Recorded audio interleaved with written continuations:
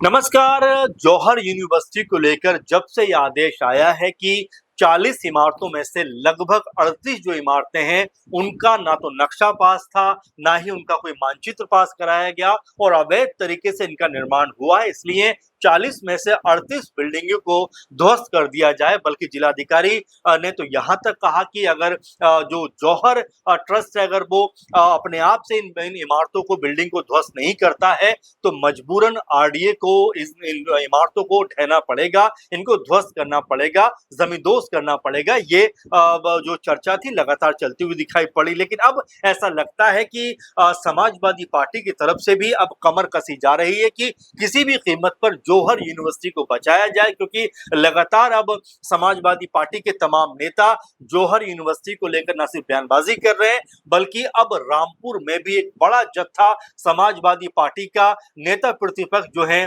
माता प्रसाद पांडे, उनकी अगुवाई में रामपुर पहुंचा है और यहां पहुंचकर उन्होंने जिला अधिकारी से मुलाकात की है और बाकायदा ज्ञापन सौंपा है। आपको बताते चलें कि लगभग 45 नेताओं का ये बड़ा जत्था, बड़ा ग्रुप, प्रतिनिधिमंडल जो है रामपुर पहुंच जाता है और यहां पहुंचकर जौहर यूनिवर्सिटी को बचाने के लिए अपना एक ज्ञापन सौंपता हुआ दिखाई पड़ता है। और इस पूरे माहौल को देखते हुए ऐसा लगता है कि अब जौहर यूनिवर्सिटी को लेकर भी एक बड़ी हलचल रामपुर समेत पूरे उत्तर प्रदेश में अब ऐसा लगता है कि मचने वाली है, क्योंकि समाजवादी पार्टी के तमाम बड़े लीडर जो हैं अब ना सिर्फ बयानबाजी कर रहे हैं बल्कि जमीन पर उतरने का भी लगातार यहाँ पर प्रयास करते हुए दिखाई पड़ते हैं। आपको बता दें कि जो प्रदेश अध्यक्ष समाजवादी पार्टी के श्याम लाल ने विधायकों और पूर्व विधायकों के साथ मिलकर एक तरीके से जो नेता प्रतिपक्ष है माता प्रसाद पांडे, उनकी अगुवाई में जिला अधिकारी रामपुर जो है अजय कुमार द्विवेदी, उनसे मुलाकात की है और मुलाकात करने के बाद ज्ञापन सौंपा है और एक तरीके से जो जौहर यूनिवर्सिटी के ध्वस्तीकरण और उसको जो गिराने का एक तरीके से प्रस्ताव है, उसको रोकने के लिए यहाँ पर ज्ञापन दिया है। अब ऐसे में लगातार रामपुर की जो जौहर यूनिवर्सिटी है उसको लेकर कहा जा रहा है कि क्या ये बच पाएगी, क्या इसका जो ध्वस्तीकरण करने का जो आदेश पास हुआ है क्या वो रुकता हुआ दिखाई पड़ेगा, क्योंकि कई तरह के इसमें जो तथ्य हैं वो निकलकर सामने आते हैं। एक वर्ग ये भी कहता है कि अगर आपको जो यूनिवर्सिटी को लेकर बड़ी शिकायत है, अगर आपको आजम खान से शिकायत है, तो आप एक काम करिए कि इस यूनिवर्सिटी का नाम बदल दीजिए, अपने हिसाब से नाम रख लीजिए। एक जो वर्ग है वो ये कहता हुआ भी नजर आता है कि भाई एक काम करिए कि आप जो जौहर यूनिवर्सिटी को केंद्र से ये वो मांग करते हैं कि भाई आप एक काम करिए कि यूनिवर्सिटी को जो अपने आप अधीन कर लीजिए और अपने हिसाब से यूनिवर्सिटी को चलाइए। शिक्षा का मंदिर गिरना नहीं चाहिए, बल्कि उसको मजबूती के साथ में आगे बढ़ाया जाना चाहिए। बल्कि यहाँ तक कहा गया कि यूनिवर्सिटी को अपने अधीन लेकर कम से कम ये काम करिए कि यूनिवर्सिटी में जो अल्पसंख्यक समुदाय के बच्चे हैं उनको 50% जो सीटें हैं वो आरक्षित कर दीजिए, बाकी 50% जो है बाकी बच्चों के लिए आप दीजिए। यानी किसी भी सूरत में आप जौहर यूनिवर्सिटी को गिराइए मत, गिराकर कोई फायदा नहीं है, क्योंकि इतना बड़ा अगर ये डेवलपमेंट हुआ है, इतनी बड़ी अगर यूनिवर्सिटी बनी है तो एक दिन में बनकर खड़ी नहीं हो गई, बल्कि सालों की तपस्या है, तकरीबन 15-20 साल की मेहनत है। और जिस तरह से आदेश पारित हुआ है कि भाई 15 दिनों के अंदर इसके जो 38 इमारतें उनको ध्वस्त कर देना चाहिए, ये अपने आप में बहुत ही गंभीर सवाल खड़े करता है। इसको लेकर न सिर्फ समाजवादी पार्टी ने बल्कि जो है कांग्रेस पार्टी की तरफ से इमरान मसूद हो, आजाद समाज पार्टी की तरफ से चंद्रशेखर आजाद हो, इमरान प्रतापगढ़ी हो, यानी तमाम बड़े चेहरों ने जौहर यूनिवर्सिटी को लेकर जिस तरीके से आवाज बुलंद की है, उसके बाद ऐसा लगता है कि क्या जो आदेश पारित हुआ है वो आदेश पे क्या रोक लगती हुई नजर आएगी। और ये भी लगातार खबरें सुर्खियों में है कि जौहर ट्रस्ट से आजम खान, उनकी पत्नी जो तंजीन फातिमा है, उन्होंने भी अपना इस्तीफा दे दिया, यानी अब वो ट्रस्ट का हिस्सा नहीं है। तो क्या इसके बाद अब पूरा माहौल यहाँ पर बदलता हुआ दिखाई पड़ेगा? क्या रामपुर में जो जौहर यूनिवर्सिटी है, क्या उसको लेकर जो आदेश दिया गया है उस आदेश पर रोक लगती हुई दिखाई पड़ेगी? और इसी सिलसिले में एक समाजवादी पार्टी का पूरे का पूरा एक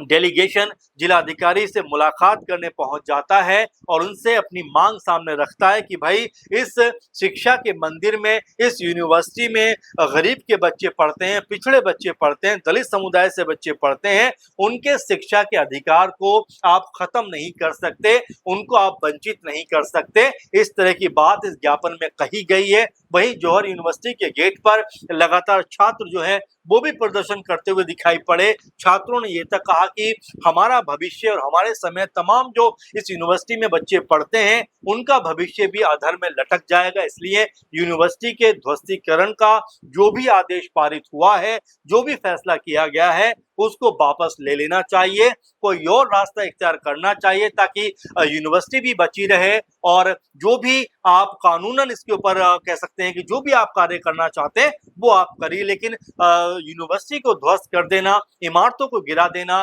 जमींदोज कर देना, इसका कोई बहुत बेहतर रास्ता नहीं है। जो छात्र आगे बढ़ना चाहते हैं, बेहतर दिशा में अपने आप को लेकर जाना चाहते हैं, उसके लिए अपने आप में बहुत पीड़ा है कि यूनिवर्सिटी को लेकर इस तरह की बातें कही गई हैं या इस तरह का आदेश पारित हुआ है। तो कुल मिला जुलाकर यहाँ पर समाजवादी पार्टी के तमाम नेता अब मुखर होते हुए दिखाई पड़ते हैं। अगर हम मुरादाबाद मंडल की बात करें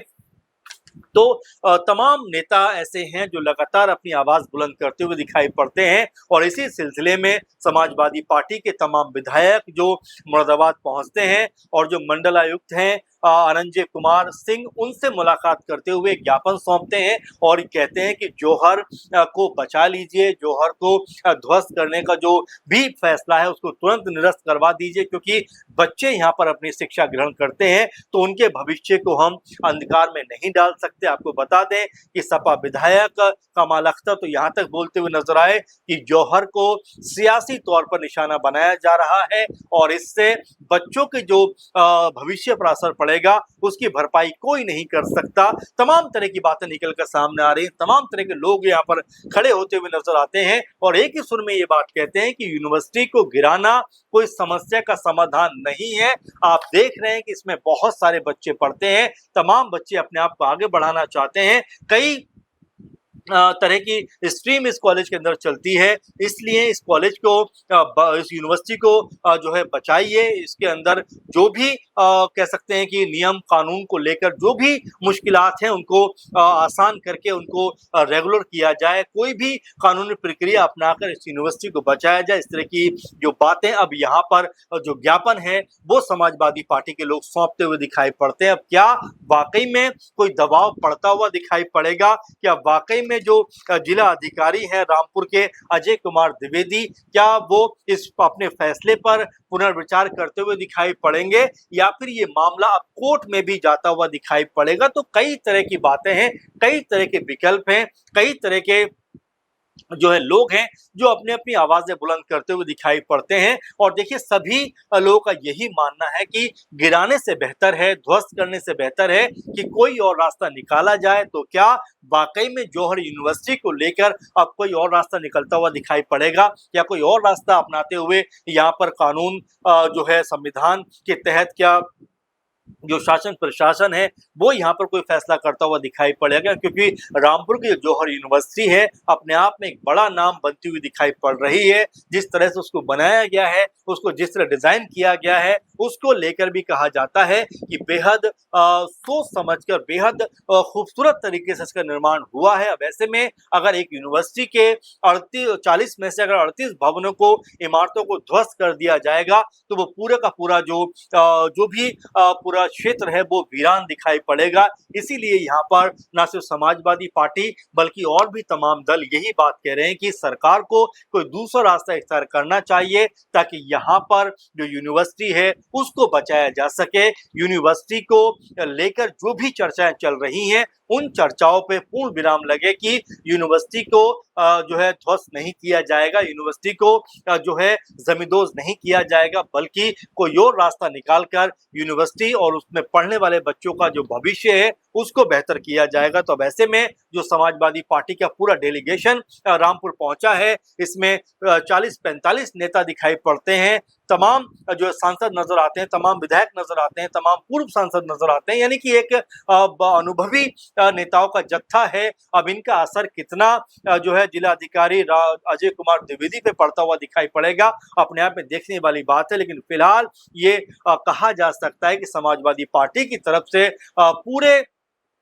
तरह से जौहर यूनिवर्सिटी को बचाने के लिए अब लड़ाई लड़ी जा रही है, क्योंकि जंतर मंतर पे भी देखा गया कि वहां पर भी डिंपल यादव समेत तमाम समाजवादी पार्टी के जो सांसद थे वहां मौजूद रहे। अब क्या इस डेलीगेशन के बाद जो समाजवादी पार्टी के सांसद हैं वो भी क्या जौहर यूनिवर्सिटी के लिए आवाज बुलंद करते हुए दिखाई पड़ेंगे, क्या कोई प्रदर्शन करते हुए नजर आएंगे? ये तमाम सारे अब अपने आप में बड़े प्रश्न हैं, बड़े सवाल हैं। और क्या अब यहाँ से समाजवादी पार्टी जौहर यूनिवर्सिटी को बचाने के लिए कोई बड़ी मुहिम चलाती हुई दिखाई पड़ेगी? आपका क्या क्या मानना है इसको लेकर? आप क्या सोचते हैं, आप क्या कहना चाहेंगे? कमेंट जरूर करिए। फिलहाल के प्रोग्राम में बस इतना ही। आप लगातार बने रहिए। नमस्कार।